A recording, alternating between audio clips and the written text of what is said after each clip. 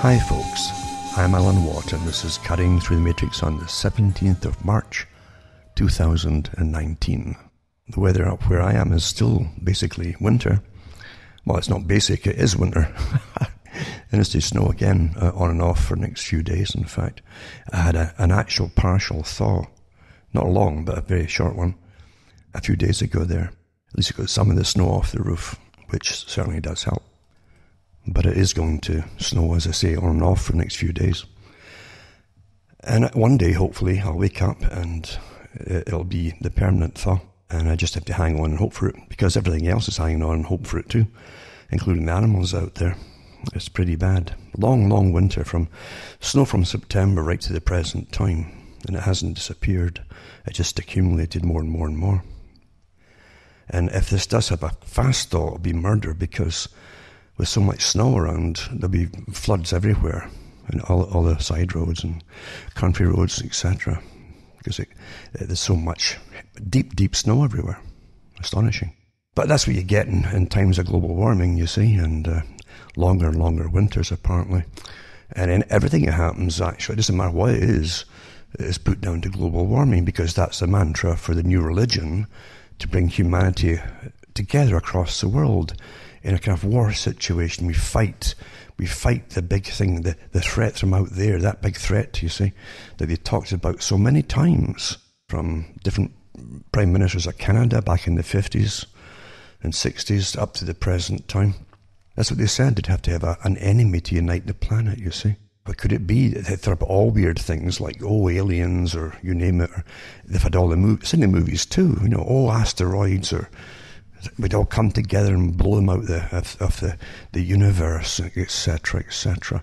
But then they settled on climate change. First of all, of course, they were going to have an ice age back in the 1960s. And that's what was the mantra then, from all the scientific puppets that are well padded puppets, mind you. And they were prattling on about the coming ice age. It would all freeze to death, for goodness sake.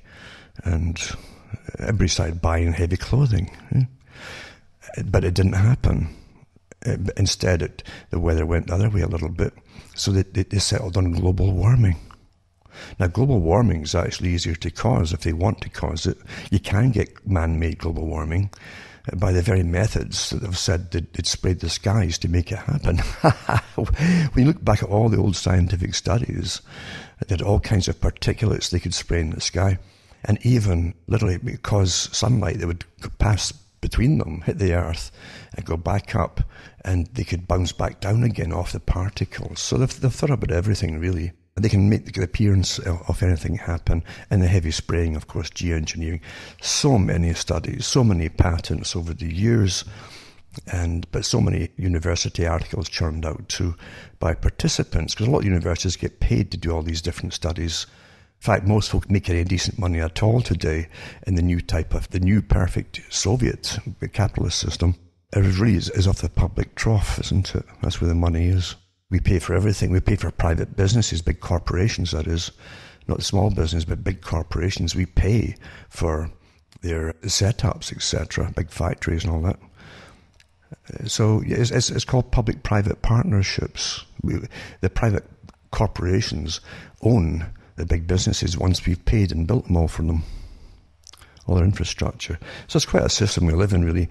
It's so amazing, really. I guess it's true. I mean, you've got to congratulate people who noticed that the right kind of terminology and scientific technique applied to particular areas. And mind you, it's not that hard if you get total command of all media and education. You can make the children believe anything. And they'll grow up believing it. So why wouldn't they want to believe? Who would really think that there are people creating this big, massive religion, taking years in the making, in order to control the whole population of the planet and bring it down and so on? Why would you think that? But then again, it's all out there that that's what they thought up. That is what they thought up. The whole idea, there's too many people. They've got all these studies. Oh, each person born will consume so much of this and so much of that of the Earth's resources in the time that they live, and even to keep warm and so on, all this energy. They've got all these estimates and statistics thrown at you to try to say that, well, yeah, I guess we should all just commit suicide, eh? You know, I watched one of these terrible end of the world scenario movies about a comet or something, or no, it was a meteor. There's a whole bunch of them over the years. They keep churning about the same story, really. But they bring in situation ethics with them too. You don't realize you're getting programmed all the time. Situation ethics. This particular one, like a deep impact one. Maybe that was the name of it, I don't know. Again, you get well-known actors in it, number one. Put a big budget into it, number two. Then the scientists warning everybody, you know, what we have to do, yada, yada, yada.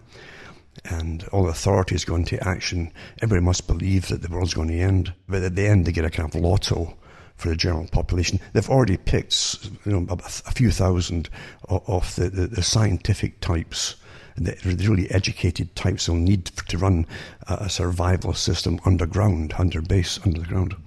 And a lotto for the ones that are left. And of course, anybody over 50 in the movie version, you're about the picture anyway, unless you were a scientist and important. But anybody over 50, or anybody really with medical illnesses or anything, well, you would just be expendable. You'd have to go up there and get a bottle of scotch and get sozzled as it comes in.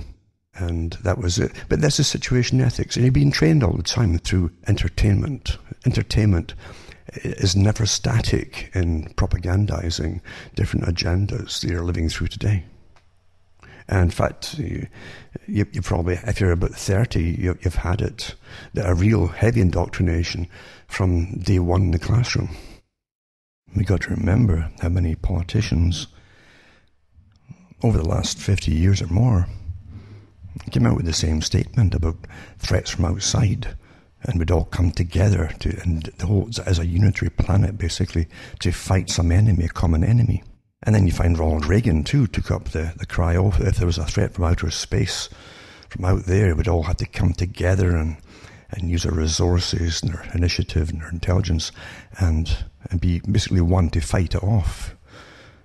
And then you get peace, too, of course. But what we're really talking about is how do you get the public to give up all their rights and freedoms in a wartime situation? Because war, you accept it readily. You're going to get protected, and you're all at risk, so leave it to experts to rule it all. And it's the military at that time to run the system while you go through this war. That's what you do.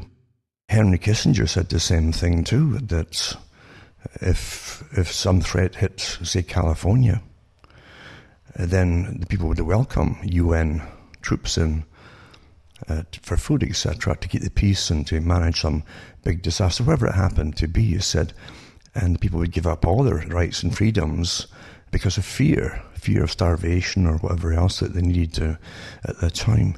And he gave that speech as well. So it's well known from those who sit up at the planning stages of war strategy, what can be used to get the public together for other agendas, for the real agenda. And the real agenda is, and Kissinger was a part of that too, was overpopulation.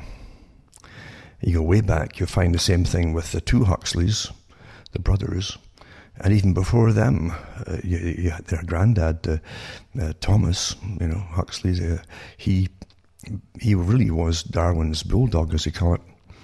And you find that they were always prattling about overpopulation of the wrong people, right down to way back even further from the days of Thomas Malthus.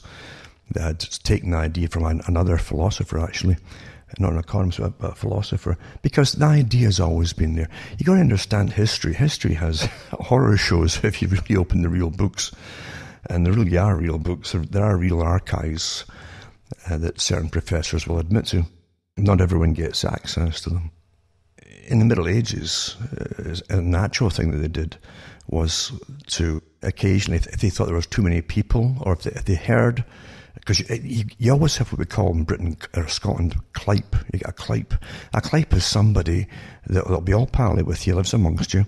You think it's one of you, and they go off to the boss man, the baron, or whoever it happens to be, and says that people are getting restless, or they claim that there's not enough food being left for them. You're taking all the food off them that they grow. they're getting restless. So there's always, a particular number of peasantry they might not control. And they had advisors, good advisors, just like they always do in all ages. They would decide to basically starve certain folk off. Or if the plague was coming in, they'd simply burn down their houses. The winter would come and they'd freeze to death. They'd have no food and they'd starve. That's how they'd reduce populations. And they talked about it quite candidly. This idea of the nice society is a pretty recent figment of imagination put upon the public, again, through the new education and the new propaganda, which uses electronics, radio, television, to the present day, all different gadgets and gimmicks. But the fact is, beforehand, it wasn't quite as easy to control the public. And I've given talks before on how even London had thousands of spies all through it. And say the 19th century, for instance, probably in the 20th century.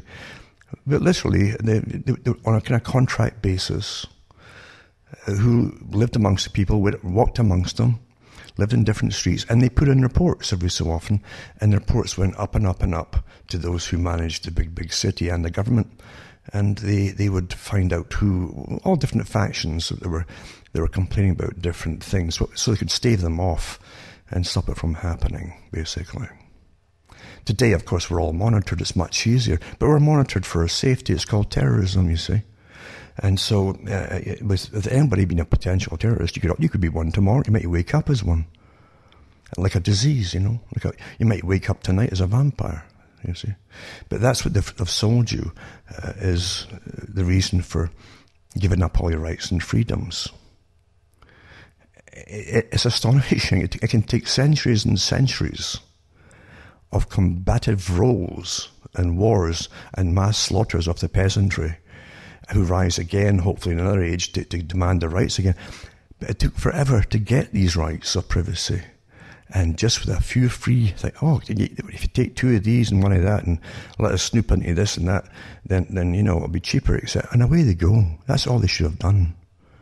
You wouldn't have needed all those spies, fill up what you're doing this week in this bit of paper and hand it to the boss man. It's quite astonishing, isn't it, how conned we are. But you see, society runs on conology, the art of conning people.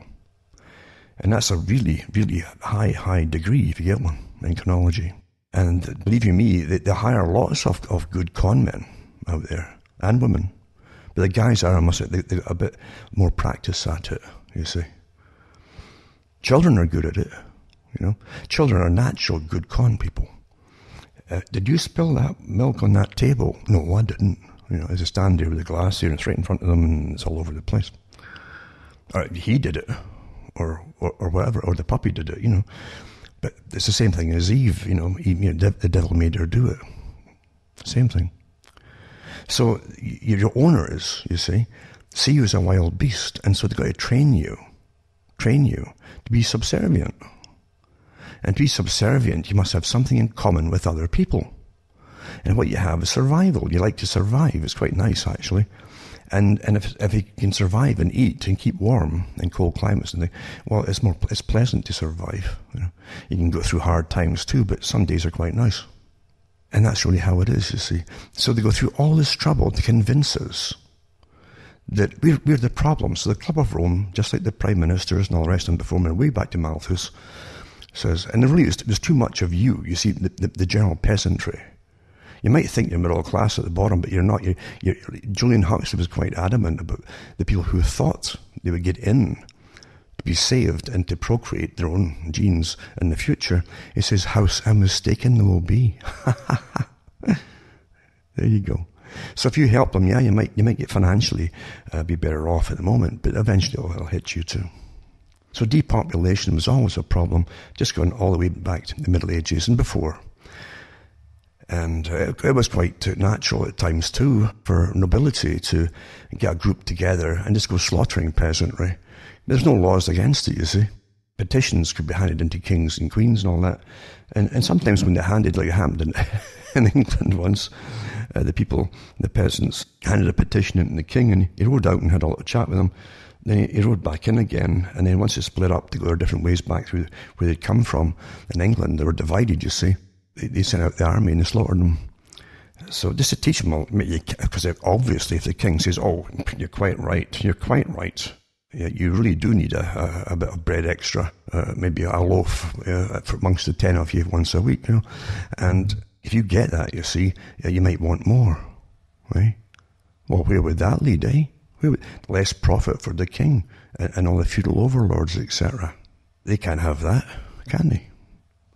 So anyway, that's really what's always been a problem with those who rule. It's to do with rulership. And don't ever think that you're living in a better time. You're better controlled today by the leadership that are scientifically trained in techniques. The long study of techniques that use, as I say, incredibly well-documented testing on society and studying of society in all kinds of psychological and behavioral situations. It's so precise. And even more so now with instant and real-time studying of, are you copying the meme and chatting on the internet about blah, blah, blah, etc. in real time. They know exactly what works and what doesn't, and what will tweak you, what get the emotions going. And when the emotions get going, you forget logic, you see. And then you're at their mercy. So as I say, that's what the Club of Rome said. And in a beautiful way, rather than get aliens or like, they thought, well, humans believe. And I tell you, I've tested it out myself on people, even from one year to the next, just casual acquaintances and stuff. And you'll say, remember last summer or last June or July, and people can't remember, especially winters, they can't remember. Because with climate control, going from the house to their vehicle to wherever they work, coming back again, they're seldom outside the vehicle in the cold. And as long as the infrastructure keeps ploughing roads with snow and so on, then they won't take much notice of things. It's really astonishing how we adapt to artificial systems. And very quickly adapt, and you never think about it. Most folk don't think about it. So this is all well understood. So the Club of Rome came up with the idea, and a beautiful dialectical approach as well. Right? So rather than get just an enemy from out there, because you have to fight something like an alien. There's so many old sci-fis about it, aliens invading Earth, etc. Who would want to come here? Huh? Hey? So aliens invading Earth, and you get the humanity all coming together to fight the aliens to save us all. And we all become brothers and sisters, and it's all utopia. That terrible word utopia that always is a horror show in reality. And we become one, right? But mind you, that they don't give you a sequel to show you how it all divides as soon as somebody else takes your loaf of bread and run away over there with it. But that's the idea behind it all. So they had an idea, the Club of Rome, that man would be the problem, not the enemy out there. No, man is the actual enemy. Isn't that wonderful dialectic? Huh? That's what's I didn't realize I was the enemy. Oh my God, I didn't realize I was a bad person here. So really you end up fighting yourself. And so you'll pay taxes and carbon taxes, and you'll do what you're told by the commissars, the climate commissars, a new priesthood, you see, and they'll reduce the population as well. And you've already had children coming forth over the last few years asking to be sterilized to save the planet. That's their indoctrination at school, you see. And it can work. You can train them to do anything and believe anything with enough well-placed propaganda under the guise of education or whatever you want to call it. And so therefore, it's that's what they hit upon. But isn't that wonderful? I mean, right up that end, we have to fight that end. We're fighting ourselves. Isn't that wonderful? Isn't that great? It really, you got to hand it to them, eh?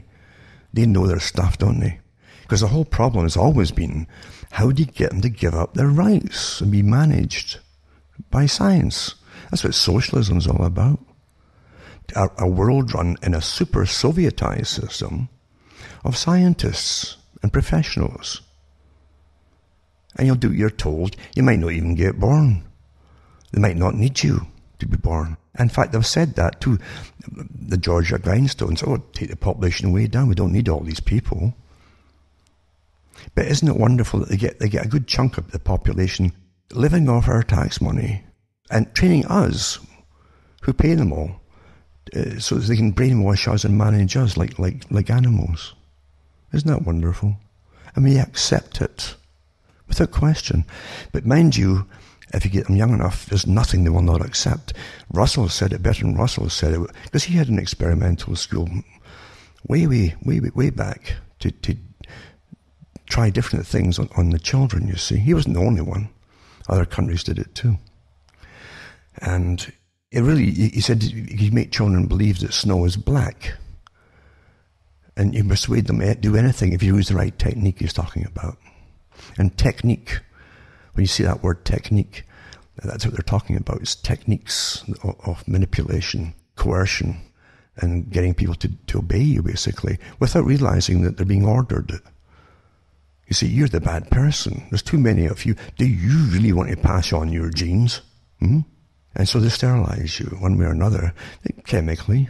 And Russell talked about it. Different ways to do it. You can put stuff in drinking water, as an example. Put it in the food, as an example. You can make it prevalent, like bisphenols, for instance, through everything. And you start getting folk to drink out of plastic all the time, and etc. This has all been tested. They knew this years ago, what it does, before they gave it to you. But they'll always, again, when it comes, the crazy conspiracy theorists, well, I'll put some things up tonight about it. And again, they can say, well, that's old data, that's like 5 years old. Oh, for goodness sake, that's antique. Yeah. You see what I'm saying? The agenda has always been, how do you get them to give up the rights? Be not just advised, but completely managed. And of course, into it, they bring a whole bunch of different branches of the sociological sciences, like freedoms, positive freedom versus negative freedom. And they've got all kinds of, they always have positive and negative, you see. Tony Blair was an advocate of this too. How can you manipulate the people by taking away their freedoms? Can you have a bit of both at the same time? He went to see Isaiah Berlin about it. It was his mentor, and got advice from him on how to manage the public. Tony Blair was not, you understand, he was not what you call a British politician. If you have a British politician standing for Britain, the people make the mistake of thinking he's one of you. And he thinks about Britain the same way as you do, because he's living there. And nothing is further from the truth. Your whole concept of what countries are, what nations are, in this day and age, are completely at odds with what they really are. Your politics is a fiction. This word democracy, at one time they go through a pretense occasionally of listening to the public once in a blue moon. They never do that. I haven't seen that done for about 50 years, at least. And the couple of times they give you a show of democracy, well, you have a vote, they never fulfill it. I can remember Toronto, when they're doing the United Nations megacities, and that's what it is, this United Nations policy for megacities and super cities. And way back, years and years ago, in preparation for the smart city, you see, before you even heard the term smart city, things are worked out 50, 60, 70 years ahead of time, always. They talked about that. There's a lot of little smaller townships that would be absorbed into this thing, and the local councils would be demolished as well. A lot of people didn't want it, because if you don't have control over your little area, you don't have any control at all. That's what government's really for. Your own local government, your council, looks after the problems in your area, and you can go right to them. They won't live far away, and they can come to you. But once you put them somewhere else, then it becomes abstract, very abstract thing altogether. And eventually you give up and you're governed from afar. It's a centralized government. The old Marxist idea for total power. You really are living in a fiction of what you think reality is and what governments are and all the rest of it. And governments never stand up really for the people. If they do, be very wary, because it's a con. It's for something else, you see. They'll take rights away from you under very good guises. You say, I'm for that, I'll vote for that. And away you go, and bang, you just lost a bunch of rights before you even thought about it, really. It's like driving licenses. These started off to be voluntary. Folk had never thought of driving licenses. And then, next thing you know, it's insurance. with snob appeal. Do you have insurance? No, I don't bother with that, And I say, oh, I have it. Yeah, I've got quite a good policy here, actually. Oh, you can afford that, can you? Oh, yes. And that's how it's done. Snob appeal works awfully well amongst the public. That's why they wear brand names. They advertise brand names in their clothing and in their shoes and everything, On everything. Here they are buying an overpriced piece of junk, whatever it happens to be, and they've got the brand of the thing to advertise for free. What a fool. What a fool, honestly. You can make people do anything. At one time, they used to hire billboard guys. You see it in old movies, silage boards, and a sign on the front and the back to advertise a cafe or something. Now they do it they pay to do it now. I'll buy that. Never, ever underestimate the stupidity of humans. Never do that. Never, ever do that. The proof is there at the beginning of every winter. Go to your favourite, if you're at a cafe somewhere in a town or a city, go there about 6 p.m. or maybe 5 p.m. as they're all coming from work, and watch them try to stop when the first little snowfall they've had. It can be an inch or two of snow, and you'll see them flying along, and they can't stop and so on, because they go in the same speed as they always go. The white stuff everywhere doesn't seem to compute. People are, but we are, honestly. We're pretty awful. That's domestication, you see. Look at all the stories about animals and about sheep, and how they just panic and they bolt in one direction like a school of fish. If there's one out in front, they'll all follow it. But that's what happens. And you see, animals that you're going to consume or whatever are bred to be domesticated, subservient, basically, obedient. Their wildness, their natural instinct is taken out of them, bred out of them. Actually bred out of them. Now, in this day and age, mind you, where they can literally induce sterilization through various means, including chemical, you start thinking about things, Start thinking. Because maybe we're not as swift up top here as we like to think we are. I've read the articles over the years, out loud in fact, to do with even the UN studies, the WHO and so on, and different departments for education, talking about the IQ dropping points here. Things like that don't happen by themselves. Doesn't happen by itself. It's an innate thing in you, but it's dropping. And we don't seem to worry about it. Maybe it's because it's gone past a point their intellect can't grasp it, and we just give up. Oh, well, so what? So there you go, It does work, doesn't it?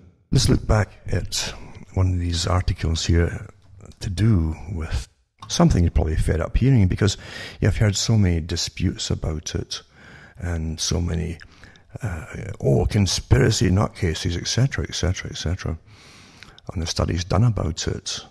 And it's to do with fluoride, for instance, something that so many folk consume. And don't forget, go into the history of fluoride. And for instance, in the Americas here, there's a scientist or a dentist who literally lauded it. I'm sure he was well paid and paid for it, to push it at one point. He read all the studies, and later on he came out against it and said that he was deceived, etc., etc. But they went through the problems that it causes, not just in your bones, and it does cause problems in bones and your teeth. You'll see little specks where it'll accumulate in the teeth, etc. You've got to go into the history of it, and the countries that dosed their public with it, or even countries they conquered with it, and put it in because it made people more passive. Think about it. Now let's do one of the many, many studies that are professionally done by scientists. And this particular one is from India, and it's from the Medical and Allied Sciences, is the name of the journal actually for India. And its original title was Neurodegenerative Changes in Different Regions of Brain, Spinal Cord and Sciatic Nerve of Rats Treated with Sodium Fluoride. It's got the participants here, and they were from the Department of Zoology, University College of Sciences, Osmania University, Hyderabad, and Andhra Pradesh, India. And they go into the abstract here. This is 2011, I think it was. And fluoride is known to cross the blood-brain barrier and alter the structure and function of neural tissue. And there's a reason you got that blood-brain barrier, for many reasons actually.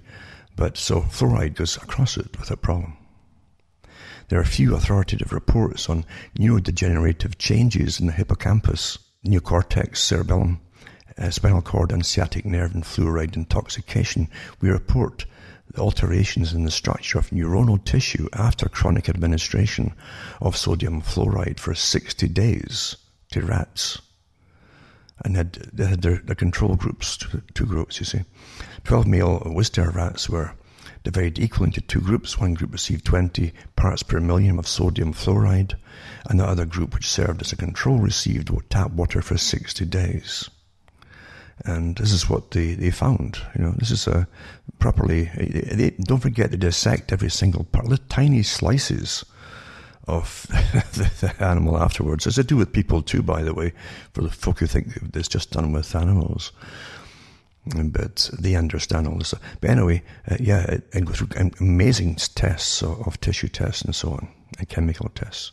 Anyway, it says the body weights and organic somatic index of brain in the sodium fluoride treated animals were significantly reduced relative to the control group. And so actually the organic, the brain and so on, becomes lighter. Tissue fluoride levels of hippocampus, neocortex, cerebellum, spinal cord and sciatic nerve all increased significantly in fluoride-treated rats. Electron microscopy of the hippocampus, neocortex, cerebellum, spinal cord and sciatic nerve showed neurodegenerative changes in the fluoride-treated group compared to controls. Axon deterioration, that's your nerve sheet around into your nerves and so on. And myelin sheath that protects the actual little dendrils that come out of the nerve itself. And degeneration and dark cells with scanty cytoplasm were observed in spinal cord and sciatic nerve in the treated group. Other distinctive morphological alterations observed were vacuolated swollen mitochondria and neocortex, hippocampus and cerebellum, and myelinated fibers with breaks in continuity. You'll actually find these, isn't it interesting too? You'll find a lot of this with the effects in the mitochondria, with multiple sclerosis, for example, and all hardened too. But they're actually cracking in the sheath that protects things of the nerves, and myelin splitting and vacuolated Schwann cell within cerebellum and sciatic nerve, respectively, etc., etc. Anyway, this is quite a good report, one of many, I'm sure. And there's no mystery in this, is what I'm saying. This is the stuff that's in your drinking water to help you. Do you understand that this term, to help you, is used as a horror show? Don't ever forget that. It's always used. Or it's necessary to take rights away, or it's necessary to do that to make your teeth better. Necessity, that word. Believe you, that's always used. It's necessary to take all your rights away from you and make you live in your overcrowded cities because of global warming and sustainability. It's necessary. It's necessary to sterilize you because there's too many of you. If that was a problem, and there's too many of you, and your own populations are dropping like a stone, according to all the studies I've done over the years and read out on the air, in fact, if that's the case, why would you have mass migration from relatively large family type of societies, bring them in? Why would you be doing that? See, when something doesn't make sense, there's other reasons for all of this, you understand? All of it. And the people are left to blame each other, and different groups will blame each other, because you've got the consequences of it all. But the ones at the top, obviously, have planned all this for reasons that you'll never figure out. Because that's the real agenda here too. There's always a good reason and there's a real reason. And for the public, they try to keep you as far away from the real reason as possible. They really disguise it so well.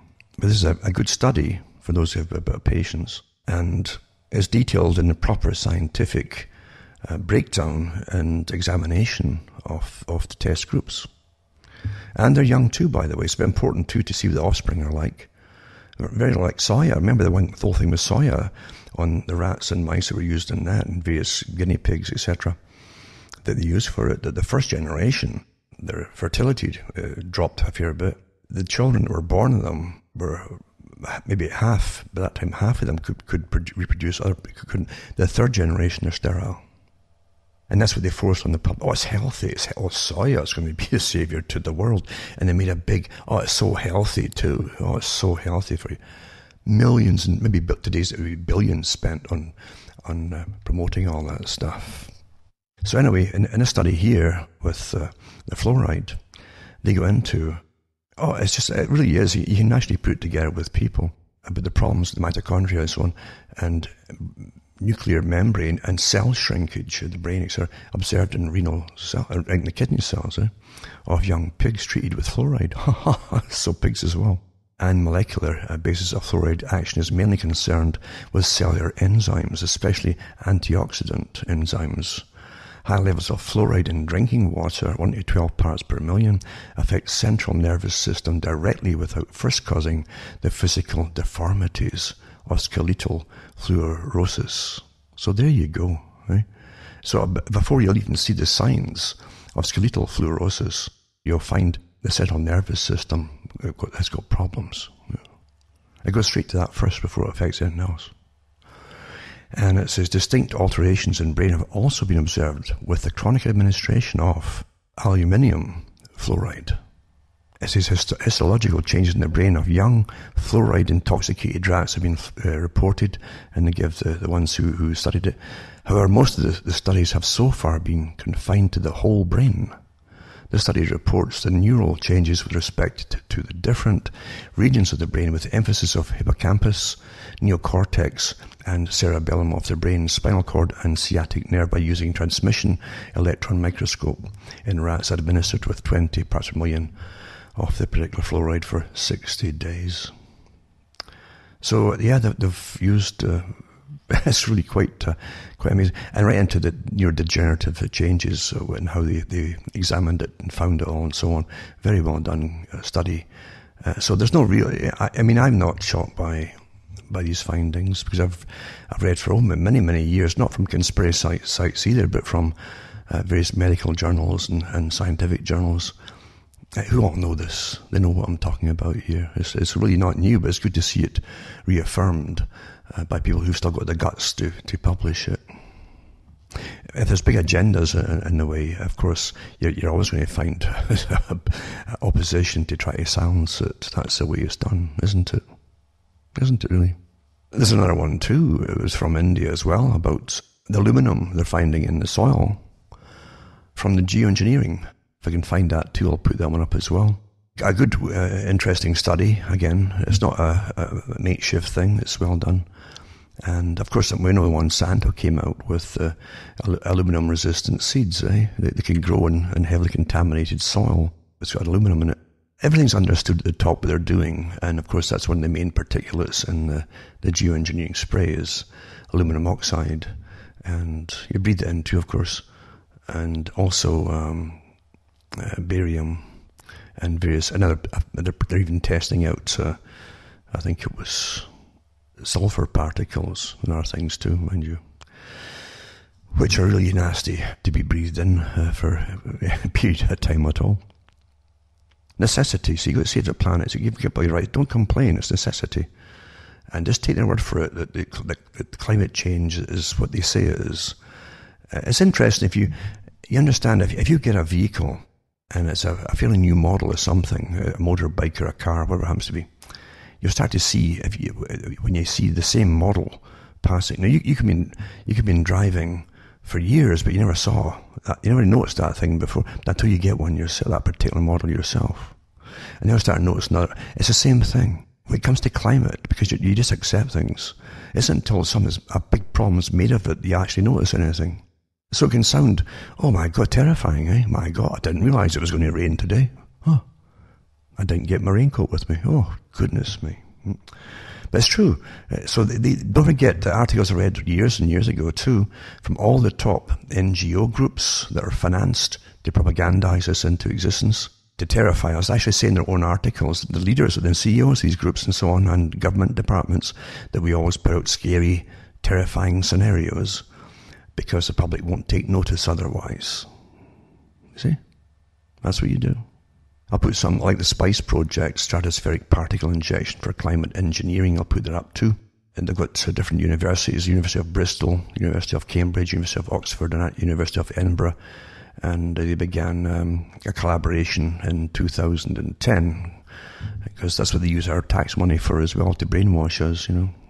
And the characters they use are departments now for, it's, you know, ecological departments and so on, because that's where the big money is going to be from the taxpayer. And they talk about the project, what are the aims of the project, and how they're going to achieve the Spice project. Well, what does it involve? There's got 3 parts that they break it down to, and geoengineering and governance, you see. What is geoengineering and how is it governed, right? Well, it's not by the public, that's for sure. We just breathe it in and do what we're told. But that's what they give you, isn't it? That's exactly what they give you. And another one too, stratospheric Welsbach seeding for reduction of global warming. United States patent, and it's got the number in it here and all the rest of it. I think it's 5,003,186. And that's from 1991, this US patent, this particular one. So there's, there's lots of it there, because whenever you see something emerging, they've been planning it an awful long time ago, actually. And here's an article to go with it. Welcome to Climate Geoengineering Governance, a research project which aims to provide a timely basis for the governance of geoengineering through robust research on the ethical, legal, social and geopolitical implications of a range of geoengineering approaches. Well, there you go, eh? But is it democratic? Do you get any say in it? No. And it's got all the different universities again here too. And the LWEC, it says, publishes Geoengineering Policy and Practice Note. Living with environment change. There you go. And why won't the UK make the sun shine for the Olympics? That was 2012. BBC.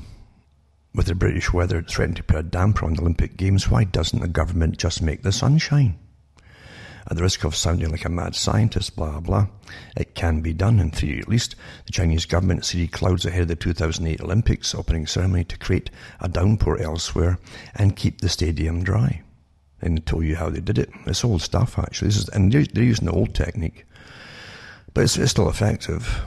And it says it's also possible to over-nucleate clouds with many particles so that they hold in their moisture until they've passed over the target area, experts say. So you can carry it away as well. You can make it happen. You can disperse it if you want, and it won't rain. Or you can move it to where you want it to rain. This is old stuff. It says cloud seeding is used around the world to prevent fog at airports, to stop hail damage in the cities, or to boost snowfall at ski resorts. And on it goes. This is important here too. It says the UK has a checkered history with the technique. In 1952, it says 35 deaths in the Lynmouth flood disaster were linked at the time to RAF rainmaking experiments over southern England a few days earlier, although nothing was proved. Well, with Britain, whenever they do stuff like that, they never ever tell you the truth. They'll always deny it. But they were actually, it came out that they were doing the cloud seeding at the time to make it rain.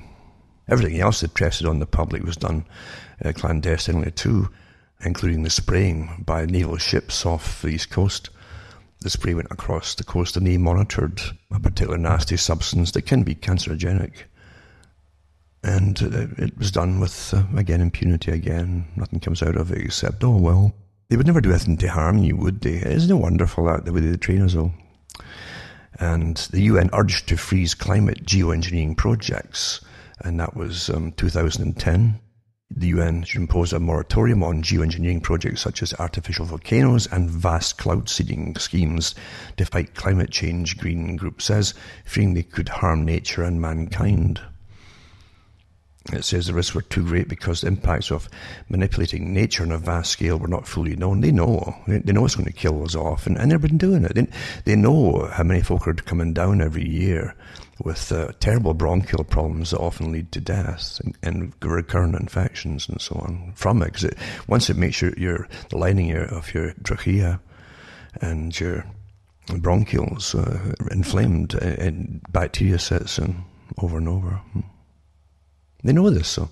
And that's acceptable. The death rate is acceptable to get the agenda through. Because after all, you see, if there's too many alive, they claim, especially if they manage to breed more, so they claim, as they flood the West with more and more and more people.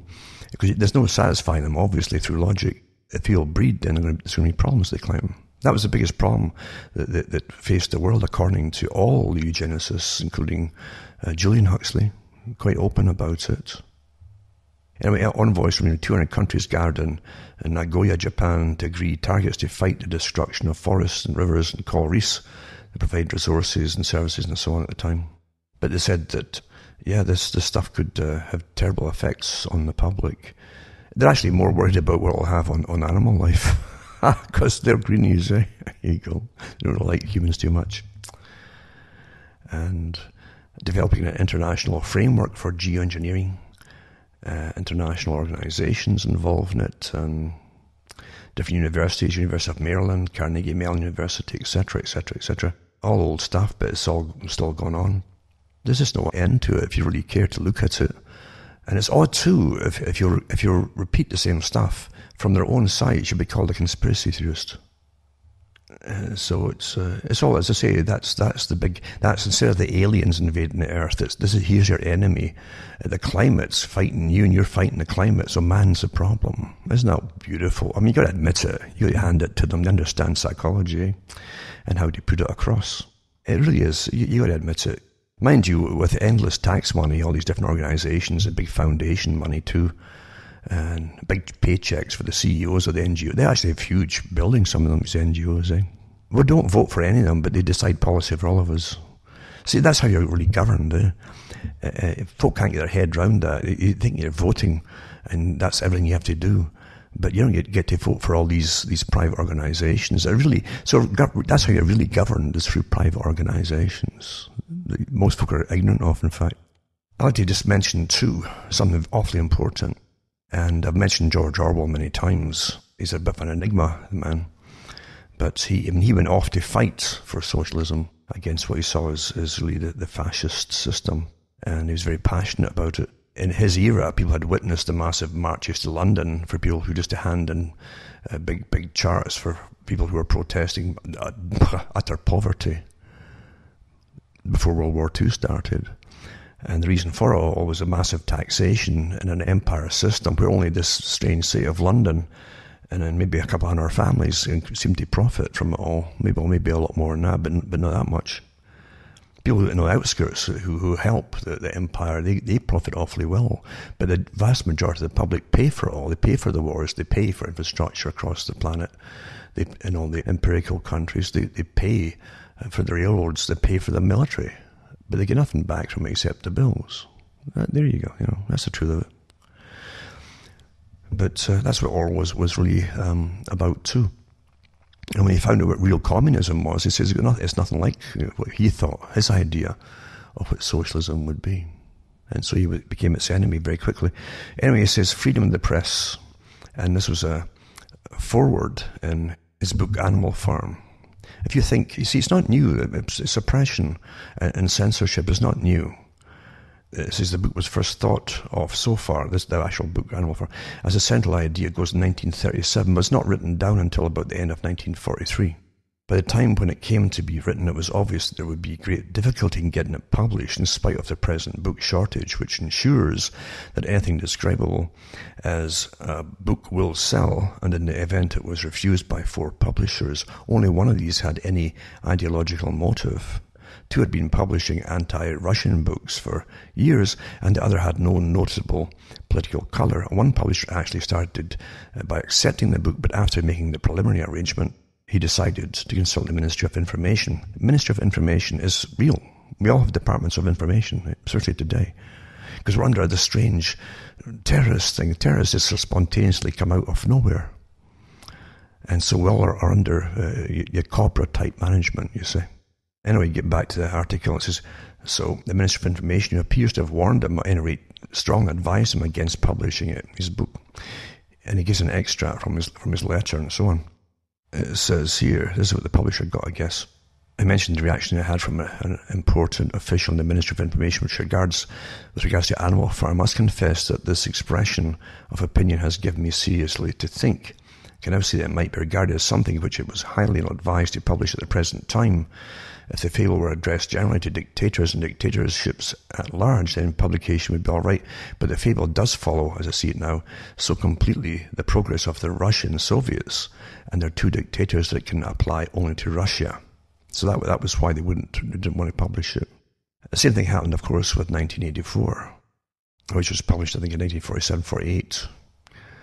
But this one here, Animal Farm, you want to get published during World War II, when, of course, they were in bed with the Soviet system. Don't think the Soviet system can, forget the fact it was Russia, that system can be put anywhere. In fact, I think there's more communists were actually living in the US right through that entire period right up to the present time. And because you don't use the word communism anymore, doesn't mean that's not what they are. Often, it's so tragic that folk have to be given an actual name to identify something. If you don't get the name, you see, they don't think about it. And that's why those who control you use names awfully frequently. They label you, you see. And they can get you to write hate somebody or whatever it happens to be, or a group, or you name it. That's what your governments do. Anyway, it says here that... this is from his own publisher. I think the choice of pigs as a ruling caste will no doubt give offence to many people, and particularly to anyone who's a bit touchy, as undoubtedly the Russians are. This kind of thing is not a good symptom. This is Orwell again. Obviously, it's not desirable that a government department should have any power of censorship except... And this is awfully important for folk who unfortunately we get overdosed with data every day, and most folk don't remember it. And that's why you have to be selective in your thoughts, and selective in what you're thinking, and selective in the topics. Everything else is just bubblegum. But back to his article, and he says, this is obviously it's not desirable that a government department, this is Orwell, should have any power of censorship. It's not desirable that a government department should have any power of censorship. And he says, except security censorship, which no one objects to in wartime. See, this is what I said before. Well, now it's terrorism, you can't say that. See how we work as a you suddenly become like a super tribe, basically. It doesn't matter how many cultures are involved, you become a super tribe when you think you're under threat. Yeah, sure, yeah. You can ration me, you can do this, you can do that, okay. But it says, over books which are not officially sponsored. But the chief dangers to freedom of thought and speech at this moment is not the direct interference of the Ministry of Information or any official body. If publishers and editors exert themselves to keep certain topics out of print, it is not because they are frightened of prosecution, but because they are frightened of public opinion. In this country, intellectual cowardice is the worst enemy a writer or journalist has to face, and that fact does not seem to me to have had the discussion it deserves. Any fair-minded person with journalistic experience will admit that during this war, official censorship has not been particularly irksome. We have not been subject to the kind of totalitarian coordination that might have been reasonable to expect. The press has some justified grievance, but on the whole, the government has behaved well, has been surprisingly tolerant of minority opinions. Except for the folk who didn't want the war, they locked them up, eh? The sinister fact about literacy censorship in England is that it is largely voluntarily. So this is so important. Government likes you to go along voluntarily, but you know there'll be consequences if you don't. You see, that's what law is, actually. It's always coercion. It's always sitting about, you're kind of coerced along, you know. But if you say no, that's when you get force applied, you see. That's how it all works. You get punished, or your license gets withdrawn for whatever it happens to be, you name it. Unpopular ideas can be silenced and inconvenient facts kept dark without the need for any official ban. Anyone who has lived long in a foreign country will know of instances of sensational items of news, things which on their own merits would get the big headlines, being kept right out of the British press, not because the government intervened, but because of a general tacit agreement that it wouldn't do, as I say, it wouldn't do to mention that particular fact. So far as the daily newspapers go, this is easy to understand, but British press is extremely centralized, and most of it is owned by wealthy men who have every motive to be dishonest on certain important topics. But the same kind of veiled censorship also operates in books and periodicals, as well as in plays, films, and radio. Understand what I'm saying before? It isn't just me saying that. Your propaganda is embedded as well, not just things kept out, but propaganda they want you to believe is put through children's books and movies and everything that you read. You don't realize how brainwashed you are, as you think you're enjoying yourself. At any given moment, there is an orthodoxy, a body of ideas, which is assumed that all right-thinking people will accept without question. See? It's not exactly forbidden to say this, that, or the other, but it is simply not done to say it. Just as in mid-Victorian times, it was not done to mention trousers in the presence of a lady. You couldn't even say lady anymore. Anyone who challenges the prevailing orthodoxy finds himself silenced with surprising effectiveness. See, peer groups can be trained very quickly to turn against someone who is thinking outside the box. And they really do. People like to huddle together like penguins in their little groups and sects and whatever it happens to be. Remember the studies I read from, again, university studies on peer groups and propaganda and indoctrination. And they found the different groups from working classes and different men, women, and so on. And they found that the ones who were middle class, basically middle class, who socialized, they adapted to all new policies very quickly. And they'd talk about it with their drinky poos as they stood there and chatted to each other. And they'd all have the same books, the recent ones that were suggested. And suggestion, see, is like an order. Yeah, well, yes, I got so-and-so's book, isn't it? Yeah. And you see, they've got all the right things, and etc. And they'll wear the right things, and all drive the same things, and yada, yada, yada. They're very conformist. So it's easy to manage them. Very easy. And when anything's said from professional bodies, they immediately parrot it without thinking. They'll never question it. The folk who had less education question things far, far more. So education domesticates you more and more and more until you can't retain any natural survival instincts. This is not my word. This is the studies that they've done, you see. But anyway, I'll get back to Orwell's little article here. He goes through the different parts of how different countries kept down free speech, etc., etc., etc. Well, look what's happening in all our countries today, where you've been told what to believe about everything, it's turned everything upside down, and even they can put you in jail for not going along with what you're told to say. What you're told to say, or what you're told to call somebody. You're in trouble, folks. We're all in trouble here. This is a scientifically controlled society, if you haven't figured it out. Also, too, I've got a whole bunch of stuff, as I say. Geoengineering governance research. Oh, there's just too much of it, actually, on the regulation of geoengineering, international framework on geoengineering, and etc. It goes way, way back, all this stuff. There's too much to even go over. I've read it all, but most folk can't be bothered or don't have the time. Yeah. But that's what you're living through, is a massive system of control. And then you have, let me think, what else have I got here? Let's go back to a guy who definitely was hailed. They always give you your heroes, even though they're monsters, some of them. But it is interesting to read them and to remind yourself of things. People who really were part of what was called the world empire system. It's still on the go, big time, it's closer to than ever before. And Bertrand Russell, who talked about the impact of science on society. You got to try and remember, don't overdose yourself with data. As I say, there's so much data, conflicting data thrown at you all the time. But understand what's important to you. Most folk won't care. They really have been domesticated, and they believe that, well, there's always specialists taking care of us. Well, when did that become part of democracy? Specialists taking care of everything? Really? Is that why you're a perpetual child? You're being taken care of? Did you give permission to have all your rights to take care of yourself taken away from you? Every statement demands a question. So here we have what he says, what Russell said, right? And his whole agenda too is there's too many of the wrong people, blah, blah, blah, blah, blah. Same thing. He says on page 50, he says, Fichte laid it down, the philosopher, that education should aim at destroying free will. I'll repeat that for the hard of thinking.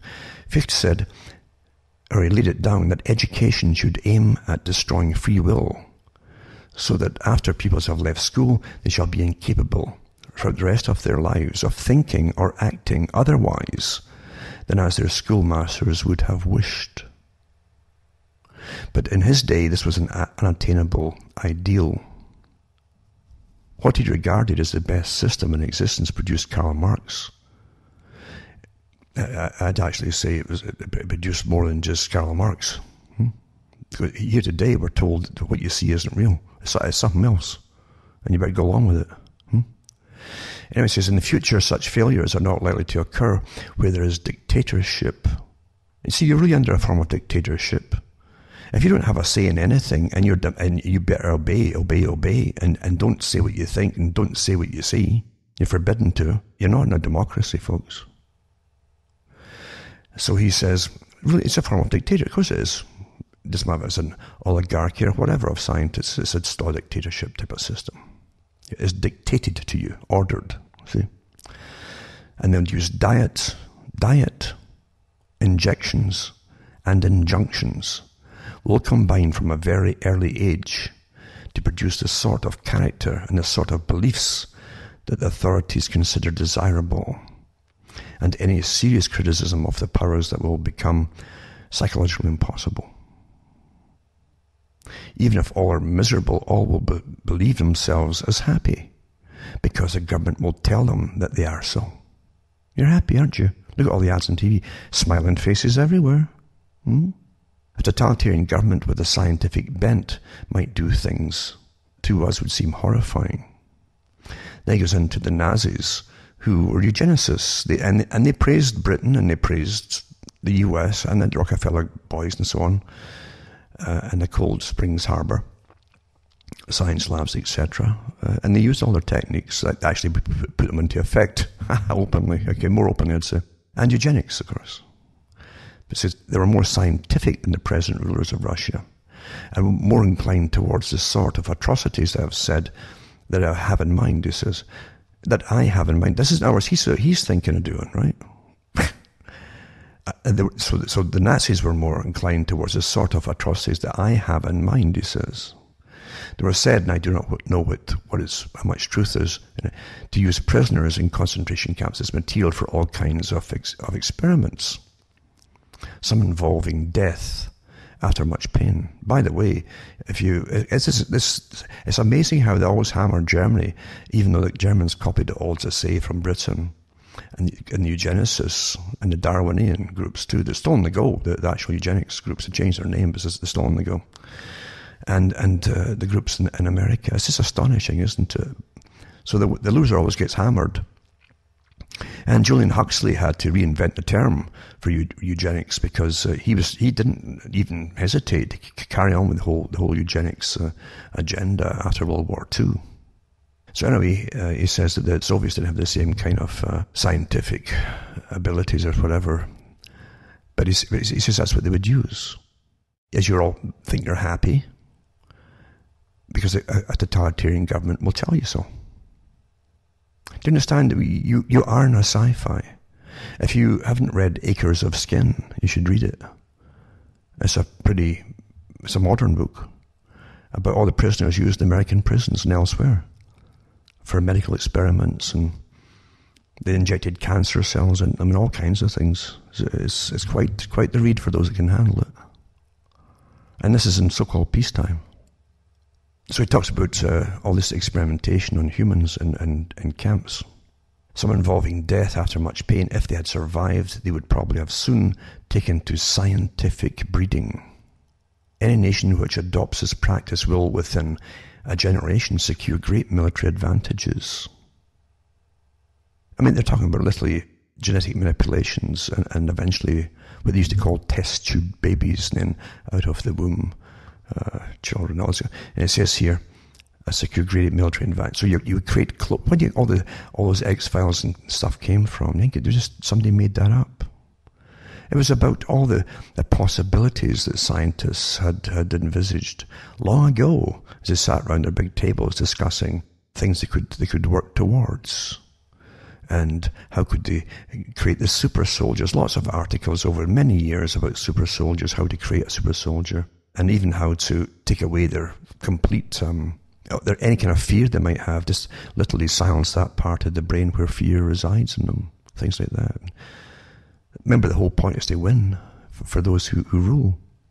So he talks about great military advantages, and I'll put up the article too about China. And that's been more open, I think, really, has gone ahead with a lot of this kind of testing of a purpose-made person, basically.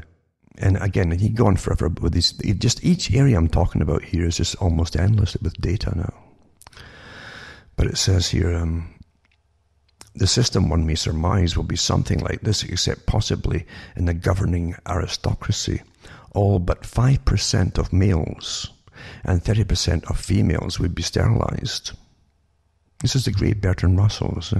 I mean, he was all for this kind of. The 30% of females will be expected to spend the years from 18 to 40 in reproduction in order to secure adequate cannon fodder. Breed youngsters for military, for war. As a rule, artificial insemination will be preferred to the natural method. And of course, Brave New World was already written before that, I think, before this book came out. And this is just one little excerpt from it, his book, Bertrand Russell, the great Bertrand Russell. The guy who literally said anyone who was selected to join the ruling groups of scientists, for instance, and who wouldn't leave if they're from a lower class, he's quite open about how he saw people. And if they wouldn't leave their own class behind them and families and become one of them, and meaning secrecy and working towards something, he said they'd have to be literally eliminated because they'd have the understanding of what's going on and the ability to communicate to other people. Russell was a vastly different person than again. Why do you think they make him such a hero? A hero for what? Because he was against nuclear war and so on? See, the elite always say there's too many people. These are the causes of war. That's what they say. It goes on and on and on. And it's well understood that the countries that were reducing their populations very successfully don't get any thanks for it. And your own governments that push it for years and years and generations opened up, the floodgates now to mass migration. So obviously, there's something else at work here, isn't there? Obviously. Of course there is. It's an old agenda, and they're rather open about it at the top. You're the problem, all of you. And they're dealing with it as far as they're concerned. Again, they take 10-year plans, 50-year plans, 100-year plans for different parts of their project. The UN does the same thing, if you notice. And of course, the Soviet system used the same technique for different aspects of their policies to be implemented. That's how it works. So you're living through an incredible system that the public have a hard time understanding because they are so brainwashed, incredibly well brainwashed. And you can do more effective brainwashing to a 5-year-old's mind by showing them videos altered of whatever happens to be, or even deforestation, or a clear-cut thing that was done in the 1940s, and say, oh, this is what they've done yesterday, and they'll think that, oh my God, they're destroying nature, and the music's behind it, and there's a woman's voice generally narrating, and soft, and and the music comes on, and the music's bum, bum, bum, bum, bum, bum, and you're sitting chewing your fingernails, and that will never leave them. That imprint will always be there. And they'll do anything to save the planet, because they just saw the whole planet didn't have a tree left on it, in this video. Just too easy. Emotional impact, using more senses than ever. They've talked to if they can add even the smell to a video, not just auditory and visual, things like that. It has more of a fixing of the impact in your mind. It fixes it in your mind. Anyway, I've prattled on a bit too much, and I didn't even want to go in that area. But it's still eugenics, as I say. Everything that's happening now is to do with eugenics and a big, big plan. It's very old. It's talked about quite openly in their own groups and clubs and so on. But as I say, whatever you're given for reality is nonsense. It's nonsense. You're never given the real reasons for anything. Never. because you wouldn't be happy and you might protest. And if you want to manage animals, you don't spook the animals, do you? A shepherd doesn't go in and say, I fancy some mutton tonight, and just grab one of the sheep in the pen there, and kill it in front of the rest of them. He'll try to get it out quietly as possible and far away from them. That's how you manage domesticated animals. It's quite easy. Anyway, hope I've been too depressing for you. Remember, you can buy the books and discs at cuttingthroughthematrix.com or donate to me, and you'll find out how to do it on my website.